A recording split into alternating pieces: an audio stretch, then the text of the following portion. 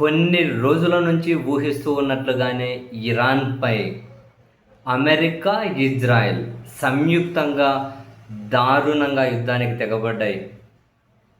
వరుసపెట్టి మూకుమ్మడిగా ప్రధానంగా ఇరాన్ తన రాజధాని నగరం టెహ్రాన్ని టార్గెట్గా చేసి మూకుమ్మడిగా ఒక్కసారిగా తీవ్ర స్థాయిలో, కనీసం కూడా ఊహించని స్థాయిలో టెహ్రాన్ మీద క్షిపణులు, బాంబులు, ఇంటెలిజెన్స్ హెడ్ క్వార్టర్స్ మీద, ప్రధాన కేంద్రాల టార్గెట్గా మిజైల్స్తో అయితే విరుచుకుపడుతూ ఉన్నారు. ఇరాన్ చుట్టూ అమెరికా తన టాప్ మోస్ట్ యుద్ధ నౌకలను, యుద్ధ విమానాలను మోహరించింది. మొత్తం అంతా టెహరాన్ అంతా బాంబులతో దద్దరిల్లిపోతూ ఉంది. సో ఆ వీడియోలు కూడా మీడియాలో చక్కర్లు కొడుతూ ఉన్నాయి. వాస్తవానికి ప్రధాని నరేంద్ర మోదీ గారు ఇజ్రాయెల్లో 2 రోజులు పర్యటించారు.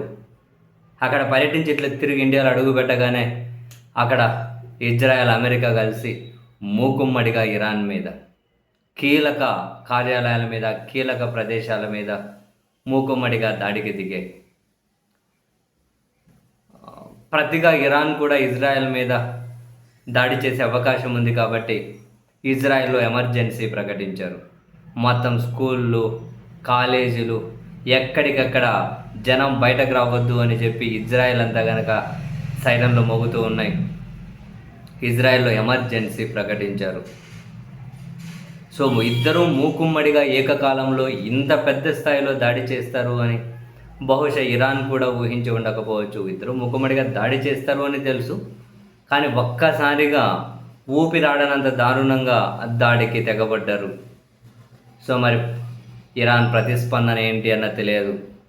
బేసిక్గా ఇప్పుడు అమెరికా, ఇజ్రాయెల్ ఏ టార్గెట్గా యుద్ధము అని అంటే, వాళ్ళు బయటకి అణు కార్యక్రమాన్ని ఆపేయాలని మరొకటిని చెబుతూ ఉన్నా, అల్టిమేట్గా ఇరాన్ నాయకత్వం టార్గెట్గానే ఖమేనీని చంపుతామని చెప్పి ట్రంప్ డైరెక్ట్గానే చెబుతూ ఉన్నారు. మరి ఖమేనీ టార్గెట్గానే వీళ్ళు ఈ ఆపరేషన్ మొదలెట్టారా? తనను చంపుతారా? ఇరాన్ ఎలా స్పందించవచ్చు? అసలు ఆ ప్రాంతంలో మిగిలిన దేశాల స్పందన ఏంటి? ఎలాంటి దారుణమైన పరిస్థితులు ఉంటాయి? వీళ్ళు ఎంత మూకుమ్మడిగా దాడి చేసినా అంత ఈజీగా ఇరాన్ లొంగిపోయే పరిస్థితి ఉండదు. ఎందుకంటే ఇరాన్ చరిత్రను చూసినా కూడా అదే చెబుతూ ఉంది. సో ఇరాన్కి తీవ్ర నష్టాన్ని మిగిలిస్తారు, అందులో అయితే అనుమానం లేదు.